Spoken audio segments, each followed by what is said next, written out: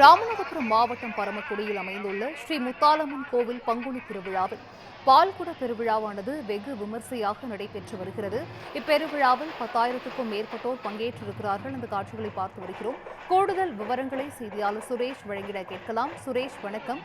ராமநாதபுரம் மாவட்டம் பரமக்குடியில் பால்குட பெருவிழாவில் 10,000க்கும் மேற்பட்டோர் பங்கேற்றிருக்கிறார்கள். இது குறித்தான முழு விவரங்கள் சுரேஷ்.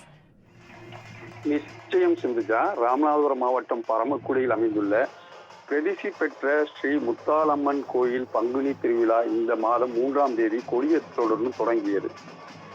நேற்று முன்தினம் அக்னி சட்டி மற்றும் தேரோட்டம் நிகழ்ச்சி சிறப்பாக நடைபெற்றது. அதைத் தொடர்ந்து 11ஆம் நாள் நிறைவு நிகழ்ச்சியாக பால்குடம் வைபவம் நடைபெற்றது. பல்லாயிரக்கணக்கான பக்தர்கள் கலந்து கொண்டு அதிகாலை 4 மணியிலிருந்து தற்போது வரை சுமார் 10,000க்கும் மேற்பட்ட பக்தர்கள் பக்தி பரவசத்துடன் பால்குடம் எடுத்து நேர்த்திக்கடனை செலுத்தி வருகின்றனர்.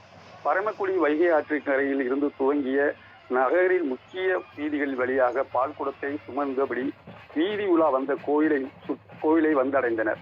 இவ்விழாவை காண சுற்று வட்டார பகுதியில் இருந்து திரளான பக்தர்கள் கலந்து கொண்டு அம்மனை தரிசித்து பல்லாயிரம் பால்குடம் நிகழ்ச்சியில் கலந்து கொள்ளித்து வருகின்றனர். பின்னர் பக்தர்கள் சுமந்து வந்த பாலை கொண்டு அம்மனுக்கு சிறப்பு அபிஷேகம் ஆராதனை நடைபெற்றது. விழாவை முன்னிட்டு சுமார் 500க்கும் மேற்பட்ட போலீசார் பாதுகாப்பு பணியில் ஈடுபடுகின்றனர். சிந்துஜா, விவரங்களை வழங்கியமைக்கு நன்றி சுரேஷ்.